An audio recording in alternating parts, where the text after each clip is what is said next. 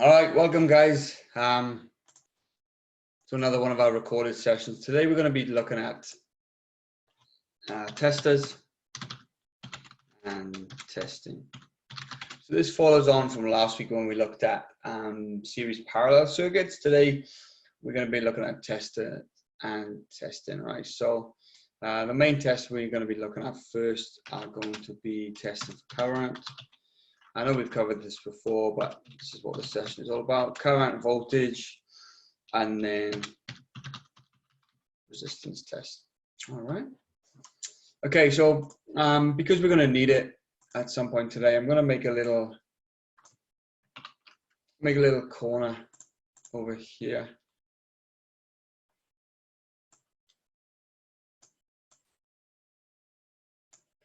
And up here, I'm going to use my triangle. Little Ohm's law corner. Should know this inside out, back to front by now. B at the top. And then we're going to have I times at the bottom. Remembering that with Ohm's law, we're going to have V equals I multiplied by R.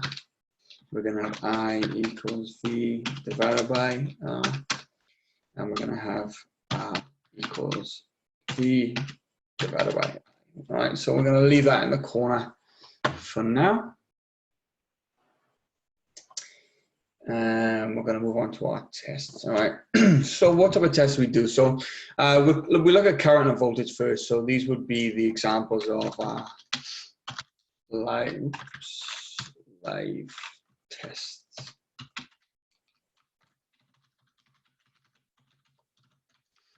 These are going to be the ones the supply is going to have to be on. Otherwise, no supply, no voltage. And obviously with no voltage, no pressure, no current can flow either. All right. So I'm going to draw these as just simple DC circuits, guys. All right. DC, AC. The way we test is going to be the same. All right. So I'm going to draw my battery, my positive, coming over to my resistor here on the right hand side. I'm going to draw a resistor as a square now. It's easier for me. I'm going to go back to our straight line and we'll come off with our positive. Stop the positive there and restart it here. Bring it down again to there and take it back up and finish there. So I'm going to leave the switch out of the circuit and I'm just going to call this little line here, I'm just going to call it an MCB, which is closed. All right, so MCB on if you want, or closed. So circuit's obviously going to be on when that's happening. And I'm just going to do the tester symbols now. So I'll do the circle there, which will have a capital A in it to show it's an ammeter. Notice that the ammeter is in series, all right? So the current, when it's in and on, switched on, will go through the ammeter, so the ammeter can read how much current is going through the circuit. This is going to be my load, which is going to be my resistor of some resistance. And then I'm going to draw my voltmeter over here with the correct polarity, so we say. So obviously black goes to black and red goes to red, and that's how we would measure voltage at the load. Obviously we can also measure voltage across the supply doing the same thing, and it's also going to read the same value. So if it's 12 volts this side, it'll be 12 volts there too. So we'll put a capital V in there, all right, VB. That's the basics of how we measure. All right, so we can say on the right hand side a bit of information. We can say that the A, which is the ammeter, measures current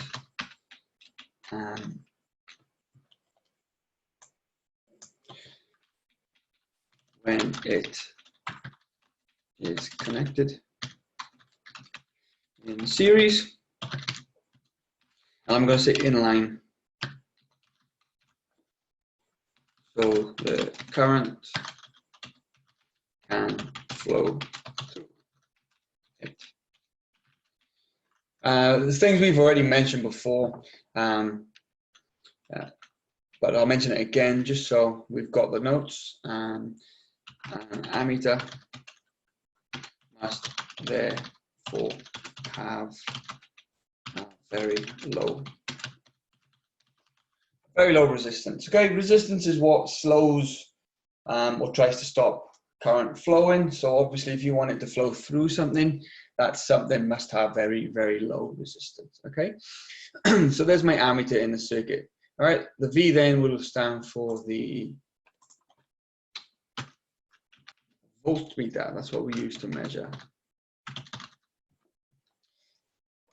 volts. So measures voltage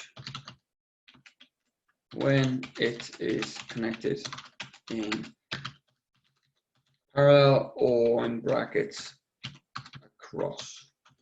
All right, so when we say series, we're talking about it's in the red. Series is in the red conductor. As you can see, the ammeter is in and out of the red conductor. Whereas when we say parallel, we've got red to the red and black to black.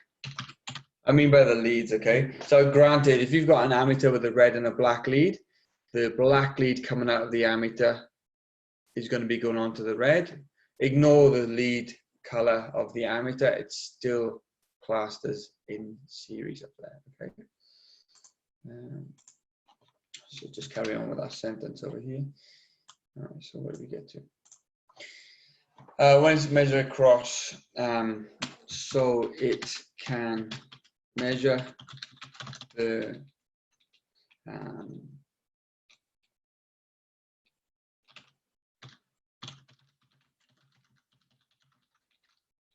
so it can measure the potential difference. Apologies that this is messed up here. Potential difference from red to black. All right. The potential difference is going to be whatever the difference is between one side to the other. All right. So for example, if it's a 12-volt supply, let's write the voltage in over here. All right. Remember that this side is what provides the pressure.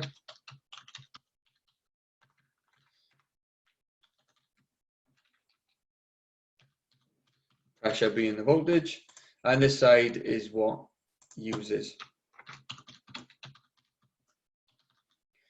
All right, and it uses all of the pressure, so we're always going to have 0 down this side. So we'll have 12 up here, 0 down here. The difference between 12 and 0 would then this would show 12 volts here. So that's what it's doing. All right. Sorry, that's gone a bit messy on the screen. So that's my my voltmeter and my ammeter there. Okay, that's what they're doing. They are live tests. All right, so I'll do just for what the assessment is asking for. I'll show you the dead test. Okay, so once again, I'll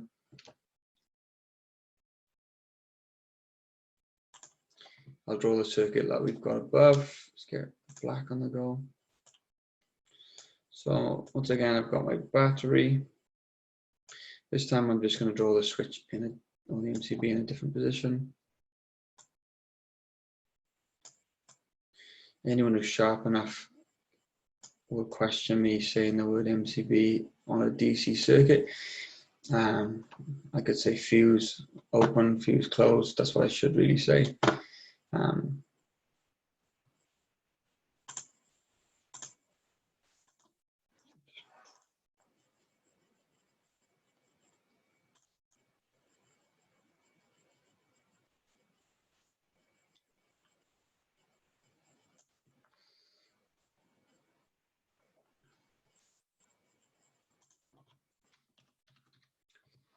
Better? So on this time now, we're going to have, on this dead test, we're going to have the same resistor. I understand it looks like a different size, but it is the same one. We're going to have positive. Okay, we're coming back, which is going to end there, restart again there. And as you can see, guys, this is an open circuit now because I have removed my fuse. Let's get that out eventually. And the fuse is over here now. All right, so the fuse is put out of the way safely to one side. So there's no current flowing in this circuit, okay, which makes it a dead test.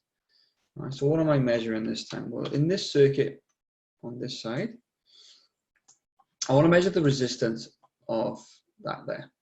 All right, so I'm going to write the word ohm meter in, which is the name of the tester that we use. All right, so we don't want to use the term multimeter. All right, multimeter is something which has a multi-function. It can measure current, voltage, ohms, and so on. It's not an accurate term for when we're talking about what test we would use to do this ohms test, right? Or testing resistance, continuity. Those tests that we've talked about before, we use an ohm meter for that, all right? So once again, we want to get our polarity right, which means we want to get our cables going to the right places. So black to black. And we'll have our red to red. So that will come off there. It'll come down, come across, and to there. Okay. So remember, current, guys, will take the shortest path. Now notice, okay, if I connect my ohm meter like this ohm meter now is going to read whatever resistance this is. So if, for example, that's a 10 ohm resistor, then it's going to say 10 ohms there. Plus, you know, any negligible amount of resistance that the cables have. But what this tester does, I should have done this above as well, which I'll do now before I go any further.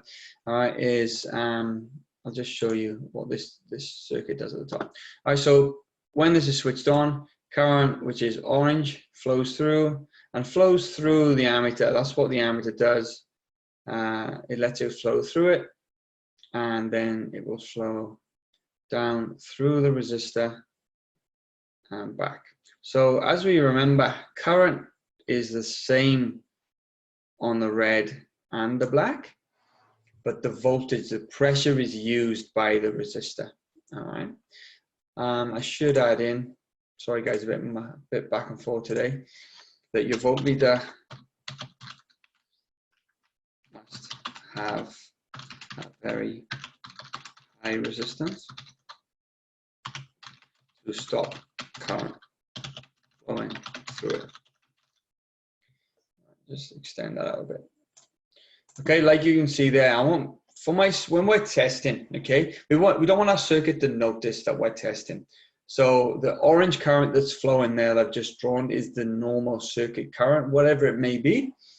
It's flowing through an ammeter. We don't want it to slow down. We want the ammeter to have a low resistance so the current doesn't change. And we also don't want any current to take this path either, because any current that flows through here is, number one, gonna change my value of the circuit, and on number two, it's going to increase the amount going through there. So if the initial correct circuit current was 2 amps, and then I've connected my meter in, and this meter takes 0.5 amps, then we'd have to then add these two values together, because this is the point here where the current is larger. Whereas at this point, it all goes through the ammeter. So the ammeter would actually see 2.5, whereas it should see 2. All right? I'll be explaining that in more detail later on, because that is a fault that you can get. It's called voltmeter loading. We'll be looking at that later on. I'll just put my ammeter back in there. So yeah, we want all of our current to flow through our ammeter, and we don't want any to flow through the voltmeter. Okay, so that little note there, you can add that to your workaround. So this dead test at the bottom. Dead test means with the supply off. All right.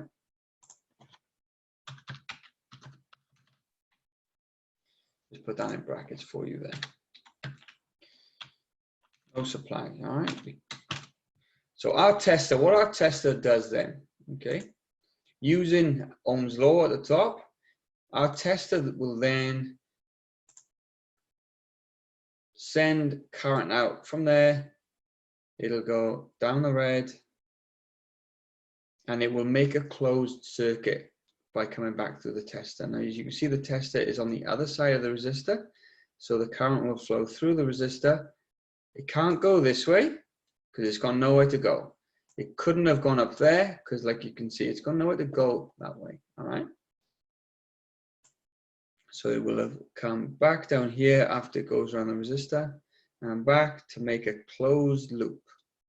Once it gets, once it gets back to there, and then that will then tell you the 10 ohm reading that we said earlier on, that closed loop there. All right. So that's what we're doing with an ohm meter, is where we're taking a measurement like that. Like I said, it's a dead test. All right. A lot of ohm meters will have a volt tester setting on them, so if you accidentally connect it to a live supply, they'll buzz and beep and warn you that you've made that mistake. All right, that's how it's connected, and that's what we do. That leaves me with one more tester to talk about. All right, once again, it's under my dead test heading, and so I'm going to draw it over on your right hand side. This time I'm just going to draw my, not that color, I'm going to draw my back. You'll see that this circuit looks very different than the other ones. And I'm drawing it like this because it's the easiest way to explain.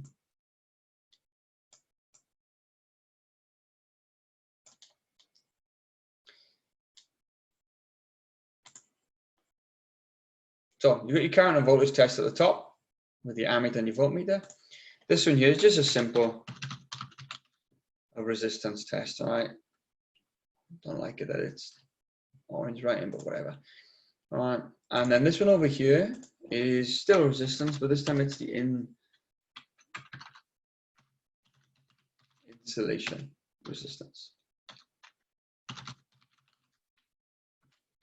Insulation resistance test, or as it can be called, IR test. All right. There's a few slang names for the test that we use. All right. Some people call it a mega. Some people call it an insulation tester. All right. The actual term for it is a mega ohm. A mega ohm meter. So that's where it gets its mega name from. And it's called mega because of the million ohms it measures. Okay. So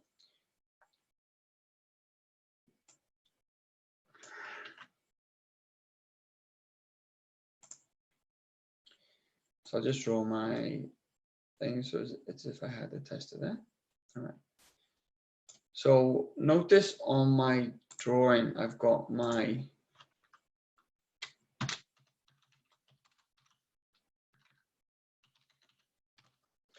on this one, on my ohm test on the left-hand side over here, it's a circuit isolation. All right. If I'm measuring the resistance of a hot water tank, for example, I'm not going to knock the main switch off and switch everything off in the house to do that. I will isolate the circuit on its own, the MCB, or like I put here, the fuse. They protect single circuits. Okay. I'm only working on one circuit, so I only want to switch off that one circuit to work on. All right. And when you're doing an insulation resistance test, you want to do that at the main panel. All right. And when you're doing it on a new installation, you're going to have the total supply. All right. So I've eliminated the supply there. And on a AC supply in your house, for example, I'll just put in brackets down the bottom. to give you an example. We'll put 230 volts, so that's your household supply, right? A mega ohmmeter has 3 different voltages on it. It has 250 volts, it has 500 volts, and it has 1000 volts. So whichever type of insulation you're working on, you are to use the equivalent of double the supply, all right? So for example, if you're working on the extra low voltage stuff, that's where you would use your 250 volts. If you're working on low voltage, which is where our I'm gonna just take that back. If you're working on 230 volt stuff, which is your single phase, you would use your 500, because 500 is, you know, it's not double, but it's roughly double of your, just add in the word test up there. All right. 230 volt single phase, you would use a 500 volt test, and then for 400 volt 3-phase supplies, that's where we use your 1000 volt test. All right. Okay, that's what those tests are for. All right. The readings you're going to get, and I'll only talk about the 230 volts because that's what you guys are going to be learning about. I'm not going to give you too much information. The minimum pass, so I'll just put it down here. The minimum pass for 230 volts at 500 volt test is 1 capital M ohm, 1 million ohms. Okay, so what that means is that when I actually conduct a test, once again, I'll draw my cables in.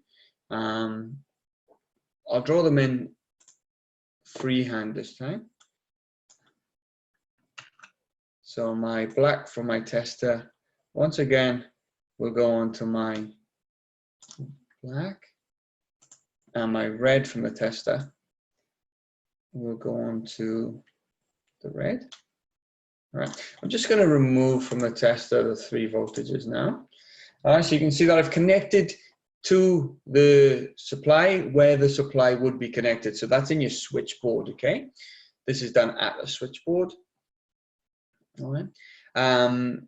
I've connected my mega ohmmeter, the red to the red side and back to back. So what this does, this then creates between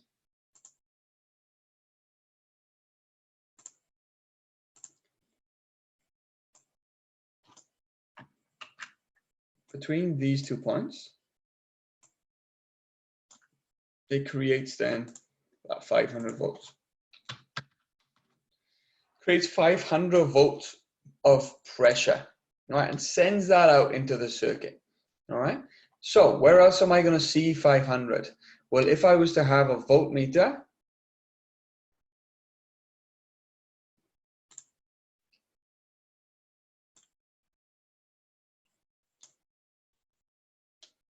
if I had a voltmeter on the end of the circuit, you'd also see it there.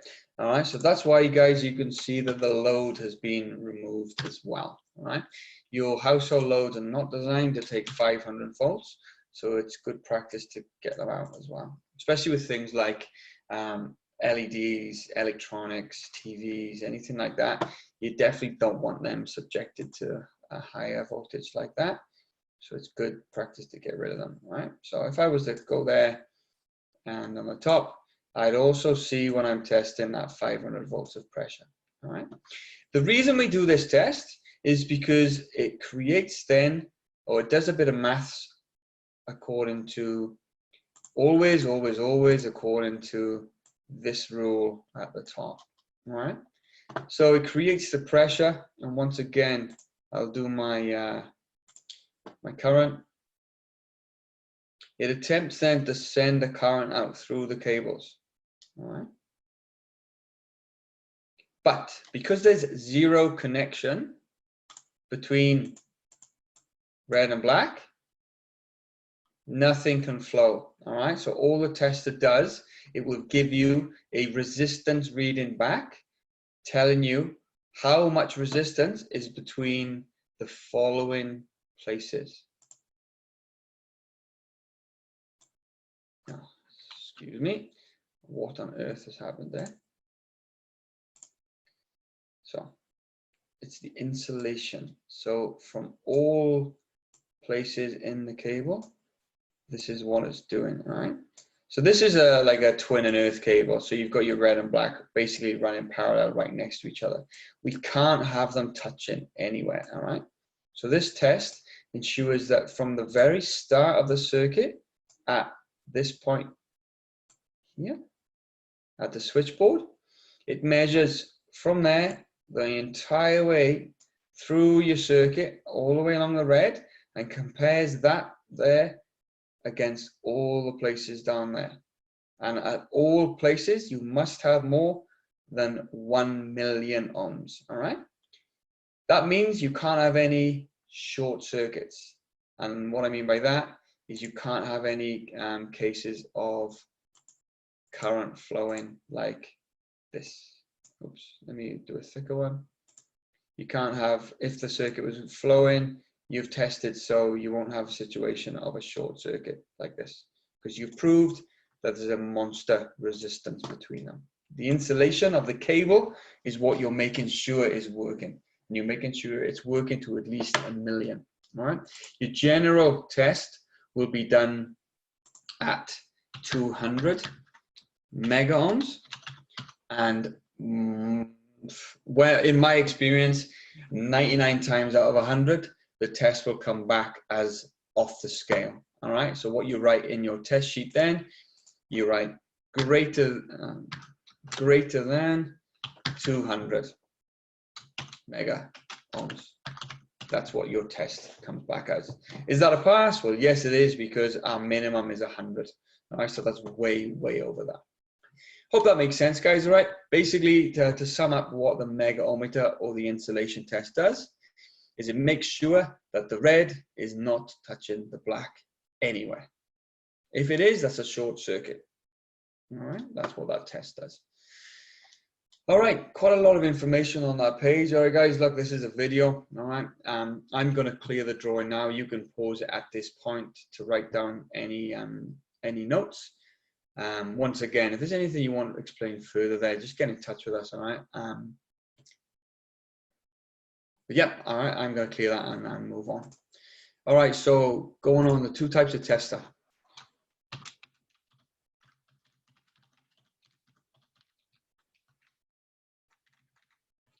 Two types of tester you're going to come across is you're going to have your analog and you're going to have your digital. So the difference in displays, all right? Personally, I prefer the digital. I find them easier to work with. Analog has a moving needle. Except in industry, actually, where you've got machines that are showing you how much current is flowing and so on. I prefer to see a needle hovering around instead of a digital number bouncing all over the place. All right, but for my own purposes, for a multimeter and so on, then definitely I prefer digital. Analog has a moving needle display, and digital has a display. All right, if anyone didn't know that, then that is the difference between the two.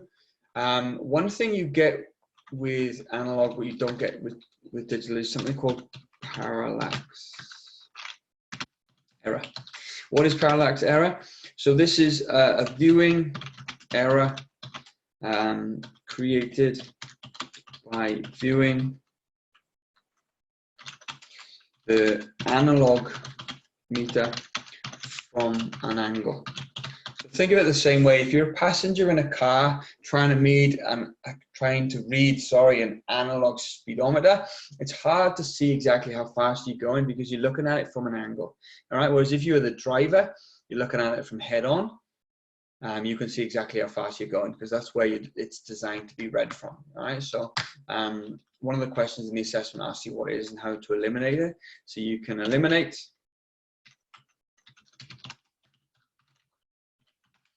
error by either standing in front of the tester during your test or by using a digital meter. All right, there's two ways there. I think the assessment only asks for one. Either of those is a suitable answer to that. All right. Okay, sweet. Once again, at this point, I'm going to move on. If you guys are still writing that down, then pause the video now. Otherwise, I'm going to clear that off. Okay.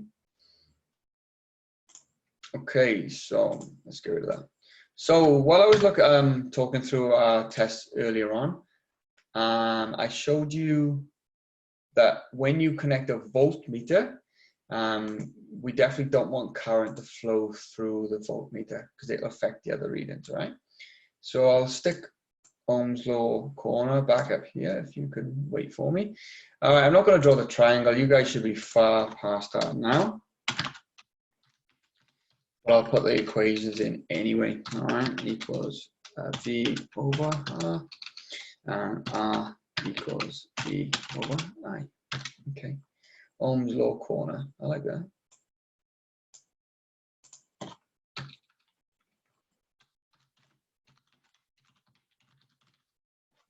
Ohm's law corner. Let's never forget it. All right. Okay. So let's have a look at this test. So I'm going to draw this now. Once again, battery, negative, up to my resistor, and same as where we started with our live test, okay? I'm going to draw that. I'm going to leave a gap. I'm going to come down. This time I'm not even going to bother with the fuse, all right? We don't need to talk about that now. We're not talking about anything to do with that. So I've got my, as you guys should know what that is now, I've got my ammeter in line, so my ammeter can read it. All right. So let's have a look. This circuit is a 12-volt battery and a 12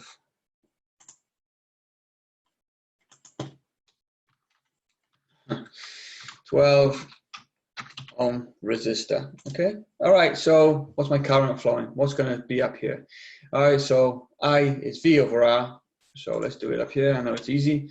I equals V divided by R, which is 12 divided by 12, which will give me 1 amp. So if I can fit it in, that's annoying. Try again.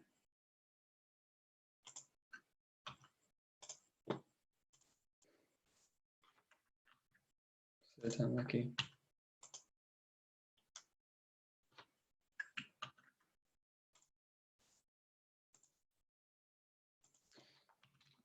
Perfectionist. All right. So there we go. We've got a current flow in there now. All right. So that's what we're going to see. 12 volts, 1 amp, 12 ohms. All right. Hopefully that makes sense to everyone so far. Let me just write my R in there to show now we've got a V. Okay. All right then. So the assessment is one of the things it talks about is long shunt tests and short shunt tests. So what are they? All right. So these are tests used when you're measuring voltage and current at the same time. That's what these methods are used for. So if we're doing it at the same time, then I need a voltmeter over here.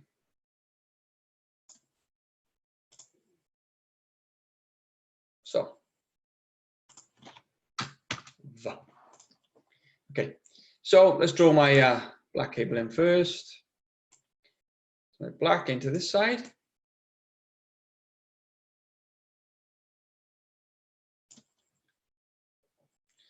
and my red.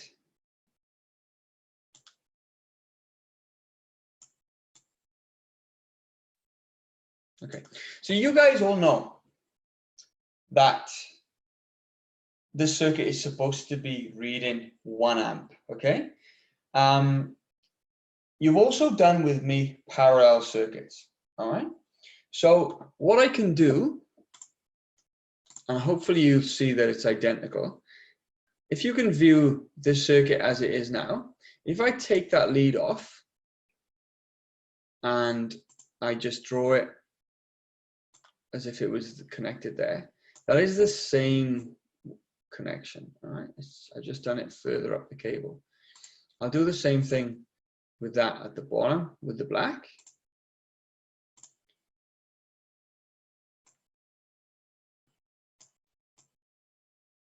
All right, that is exactly the same as what I drew just now. Okay, but now you guys should be able to realize that that now is a parallel circuit. Okay, and when I connect something into a parallel circuit, if I've got one resistor or one load plugged in, if you, for example, if you've got one kettle plugged in and it takes 10 amps, if you plug 2 in, you've got 20 amps. If you plug 3 in, you've got 30 amps, and so on, all right? Well, now I've got a voltmeter connected in parallel. Can you see that it is going to take some current as well, all right? Now, I'm going to get rid of the lines. This is just to show you how the connection is the same as parallel. And I'll redraw in the lines as they were testing earlier. So the black there and the red there. So back to where we started now. Okay. So we know that the circuit is 1 amp. All right. But let's say my voltmeter has a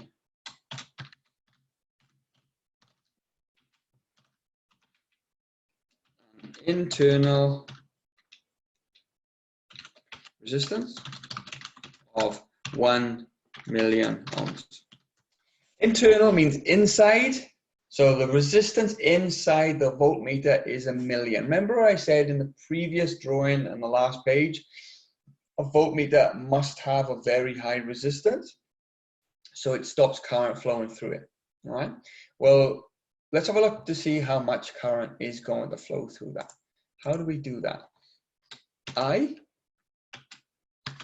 equals V divided by R of the voltmeter. Okay, let's have a look at that value. So V is 12. Now bear in mind, this is going to be nothing.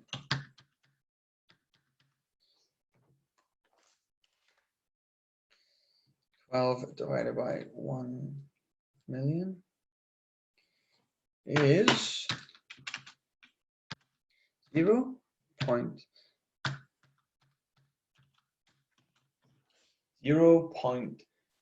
That much. So not very much, okay? And it doesn't matter that it's not very much because it's just showing you what we're talking about here, okay? Just for a quick one, this is what we call a short shunt test. Short shunt basically means the leads are at their shortest, right? So short. This is definitely the most common, all right? This is what you're going to be doing as a Sparky. You will be measuring the voltage at the point, so at the plug or wherever, okay? All right.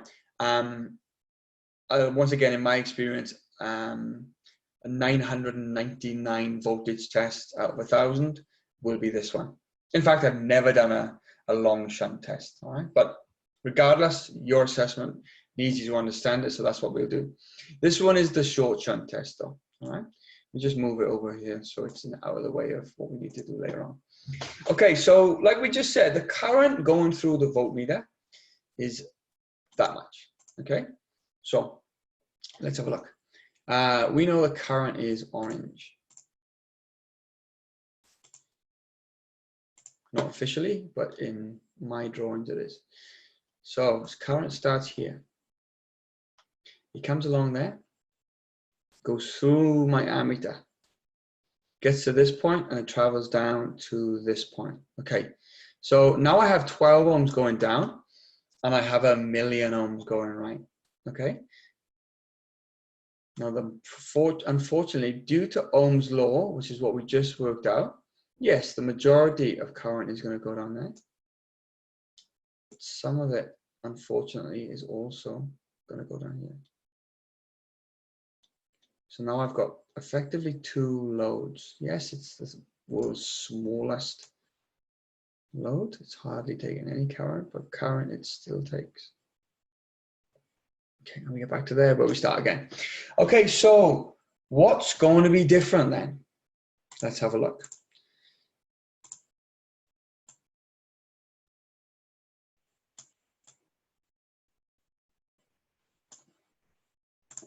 So if my initial circuit was 1 amp and circuit with, and voltmeter current is 0.12 amps, then my total current when testing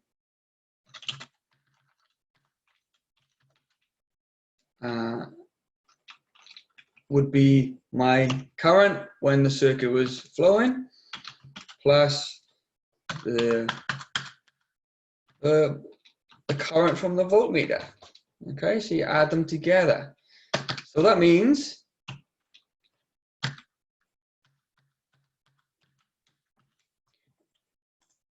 the new ammeter reading is going to be that. Okay, that 1.4012 is what will be in there now. All right, obviously it's too small for me to draw in. More than likely it's far too small. That's what it would show. That's what I'm trying to show there. That's again, all right. No, you'd have to have some pretty sensitive equipment for that to make any difference in what you're trying to read, okay? But we have to understand that if we do have an issue with that, I need to be able to design a way of getting around that issue. Okay, so let me get rid of the current. All right, let me put my A back in. So we were where we started. Okay, beautiful. I'll put my 1A back in. All right, so we're back to our healthy circuit now. My voltmeter is not connected to anything. All right, so where do you guys think I can test for voltage without affecting the current? All right, now if anyone is thinking test the supply, technically, yes, you're right. But I don't want to know this. I want to know the voltage across here because this is what I'm testing, all right? The long shunt method, which is what we need to look at now, is designed to be used at the load side, okay? So I'm just gonna erase that up there too, all right? So 5 seconds, have a think. How would you connect the tester in to eliminate the excess current shown on the ammeter? I want it to show 1 amp and nothing more. All right, okay, so if you wanted to pause that to have a think about it, great. If not, I'll do it. So once again, I test to my 0 side, my no pressure side. So I know there's a 0. All right, so I need to test now on the red side. Okay, now if I test where I tested last time, I'm going to get the same result. I'm going to get the minuscule current again, all right, that much, if I go back there. But if I take the test at this point and then take it around,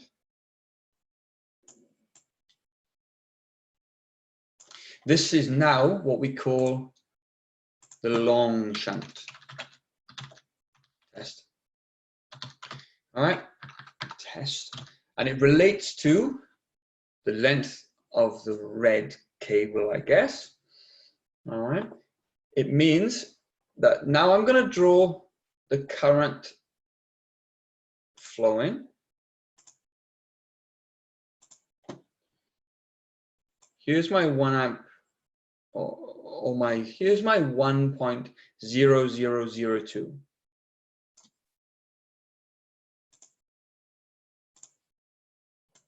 Flowing that way.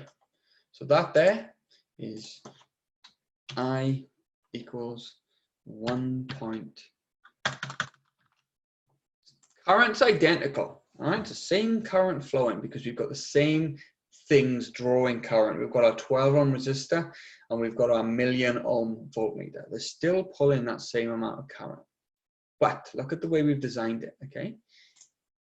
We can now say that the resistor current is going to travel through there, which is 1 amp.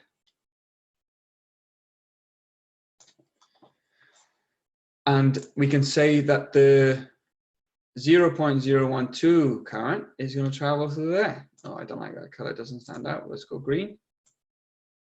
We can say that the other current, so I'll do that down the bottom by saying that that one is the green and that one's the orange, so we can now clearly see the difference in paths. So the green current, the small one, is going to travel that way.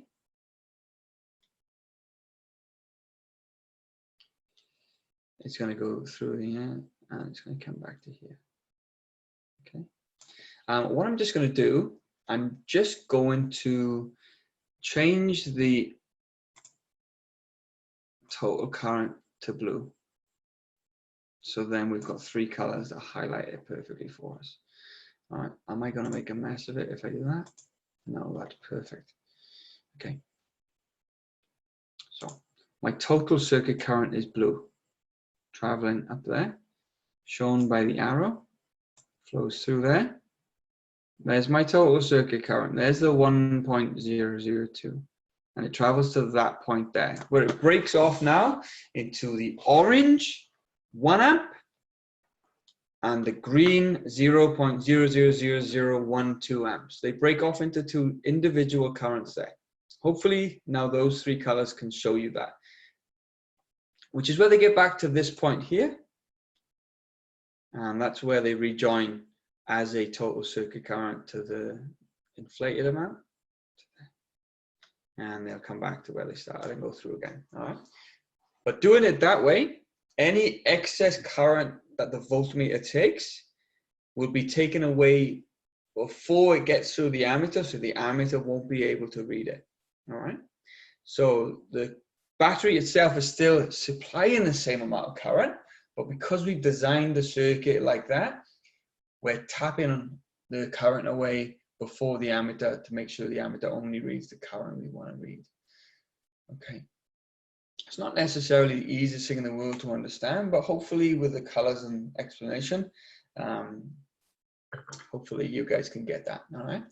If you guys are struggling, same as every time, get in touch with us. All right. As you can see with Ohm's Law Corner, we needed it. We needed to work out how much current the voltmeter was taking, and we did a few other ones to work out the rest. All right. Sweet. Okay, so we've got one thing left for me to cover today, and then that's done.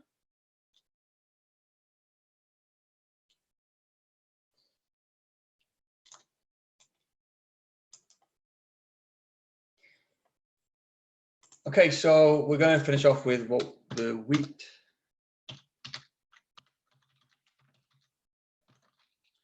So Wheatstone bridge, what is it? What is it for? All right.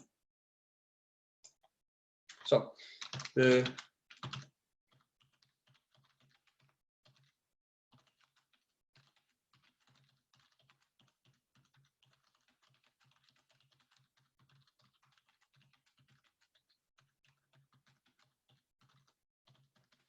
this Wheatstone bridge circuit,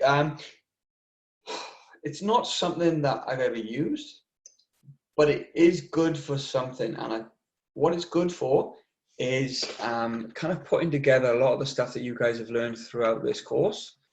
to voltage, current, resistance, potential difference, all these things. You need to know them to be able to understand what this bridge is and how it works, right? I'm going to explain it and try and make it easy to understand. But that's basically what it is, all right? A Wheatstone bridge is a circuit designed to find the resistance of an unknown resistor. And here's how. Okay. I'm just going to draw it all in black this time, all right? So I'll draw it nice and big though, so I've got plenty of room. Battery.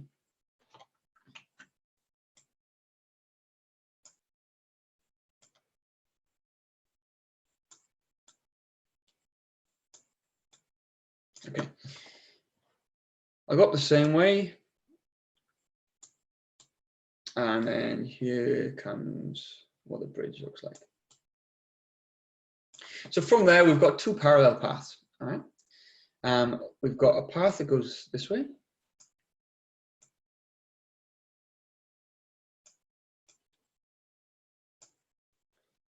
And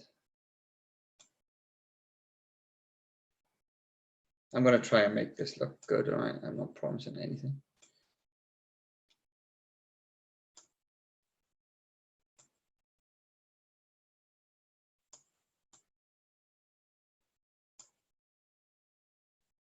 Hopefully you'll forgive me for this drawing, but especially because I can't draw rectangles. I'm going to have to draw the old resistor, all right, guys? So you got four resistors. You got resistor here. Looking pretty good so far. Resistor here. You've got a resistor here. And another one there. So we've got two legs. What's on the legs? All right, so we've got R1. Different circuits may look different. I'm just going to explain like this today. We've got R2.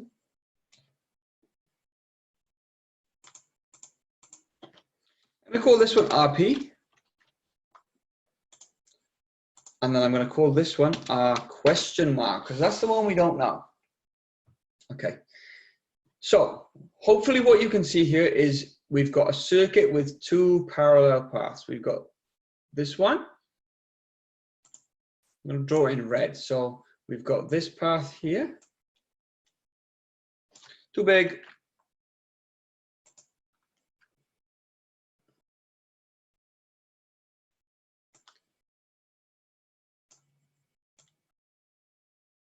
We've got that one.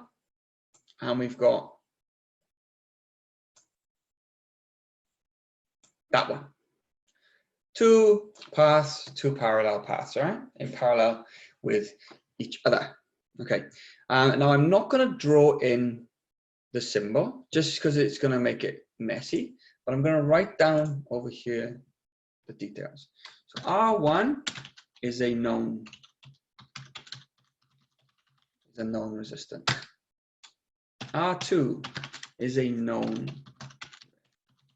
When I say known, it means I know what it is. 100, 200, 500, whatever. It doesn't matter. I know what they are. RP is a, do I want to use the word potentiometer? Variable. Like the dimmer switches you guys have used in your practical, potentiometers, varistors, whatever you want to call them, rheostats.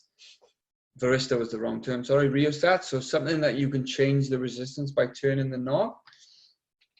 That's what it is. It's something I can alter, all right? And then obviously R question mark is an unknown resistor. All right, and the whole point of the bridge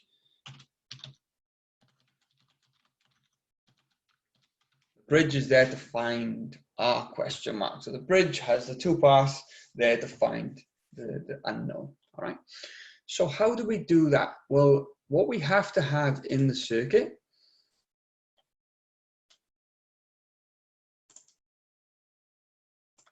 between there is a voltmeter. And voltmeter is connected to that point there. And it is also connected to that point there. Okay. All right. So what we want to do, the aim of it, the aim is to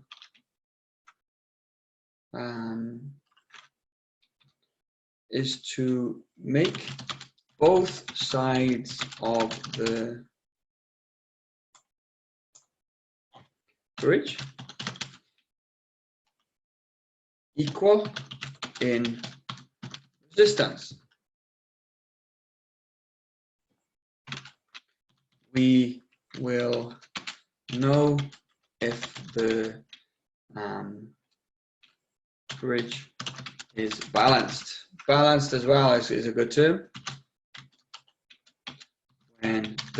When we say the aim is to make both sides of the bridge equal in resistance or balanced. All right. We will know if the bridge is balanced when, for those of you who get it before I tell you, well done, when the voltmeter reads, remember, a voltmeter will read a potential difference. If I can get the current flowing down the left leg the same as the current flowing down the right leg, I will have the same, or I will have no difference. I'll have no potential difference. So when the voltmeter reads 0, it means that the bridge is balanced. Now, because I know the left-hand side, I can find the LHS, which is the left-hand side, by altering the variable resistor until the voltmeter shows 0 volts. As soon as you do that, you know then what you've got. All right, so let's have a look at it in action. Okay, so R1.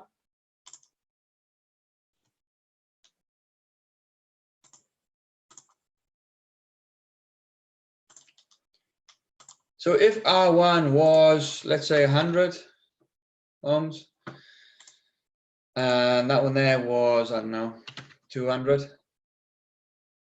Okay. Let's say there's a voltage there now. This voltage can be worked out with Ohm's law. We don't need to go into it in that much detail, all right? Let's say I've got my my potentiometer or my dimmer or whatever you want to call it, variable resistor. Let's say I've got that at the moment on 30, all right? And there's a voltage there, all right? Well, I want to be able to change this to get rid of that voltage, all right?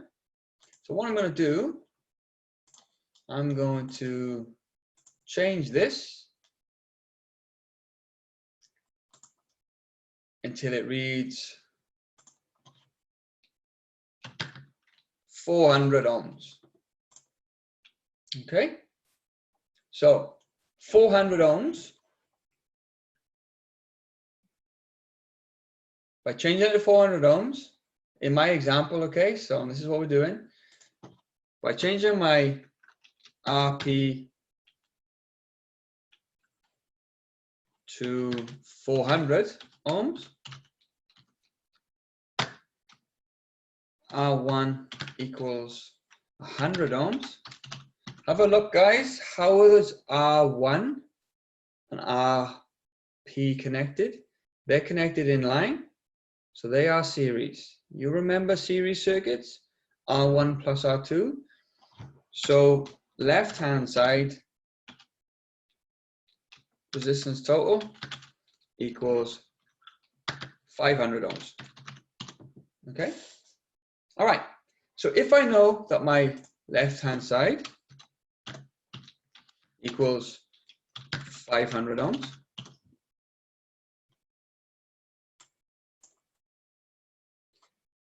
And remember, I know it's 500 because this made 0 volts. Remember that, okay? See that this now is showing 0. Okay, 0 volts is showing that now. Left hand side shows 500. Okay, so now I need to know what the right hand side is. Well, I obviously know what it is now. So all you've got to do is right hand side equals left hand side minus R2. What do I mean by that? All right, well, the right hand side is what I'm looking for, which is 500 minus, apologies, R question mark. The one we're looking for, bottom right hand corner, equals left hand side minus R2. 500 minus 200 equals 300 ohms. So that there, I can write now, is a 300 ohm resistor. Okay, so how do I know? How do I check that out? Okay, well, let's get rid of all this on the side. Give us some room. Okay, so I've got two legs which are in parallel with each other, but they are both series. What I mean by that is if I'm starting at this red dot here and ending at this red dot here, can you see that from there there's only one path of current to take? Where's current? Current is orange. There's only one path for the current to take. If it starts here, the current will go through this series circuit through there and through there to get to this point. Okay, so that's one series circuit which has 500 ohms. Okay, current will also split the other way, which means if it's going another direction, then this circuit is parallel to the other one, but this on its own has one path back to there. So this side is a series circuit too. So if I add up this side and I add up that side and they balance, this is what I'm going to get. Okay, so that's why I know what this 300 ohms is because when I worked out the left hand side was 500, I had to basically put a number in here that adds up to 500 once you've got R2. You could also have said we need to get 500 and we need to say, well, R2 equals 200. What added to 200 will give us 500 to balance with the left side of the bridge. Oh, what added to 200 will give us 500 to balance with the left hand side of the bridge, and 300, obviously, guys, plus 200 gives us 500. Okay, the Wheatstone bridge, guys, looks complicated. It takes all the knowledge, I think, that you guys have got so far.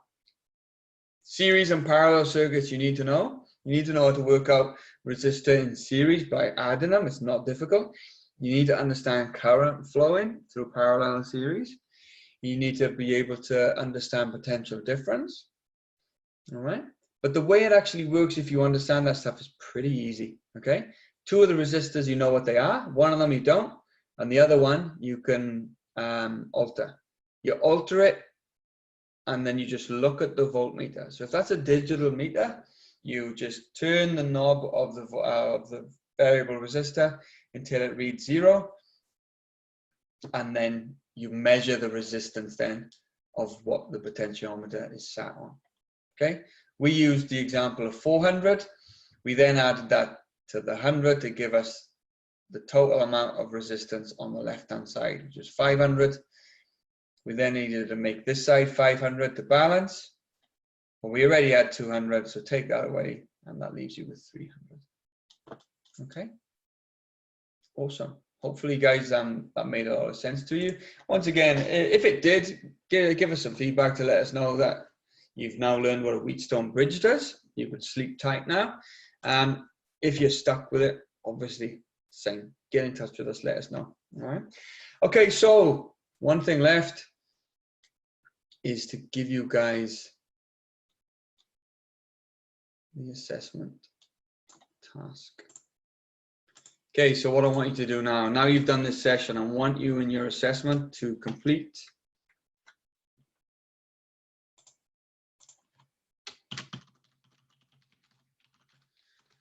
so you need to complete questions, I believe,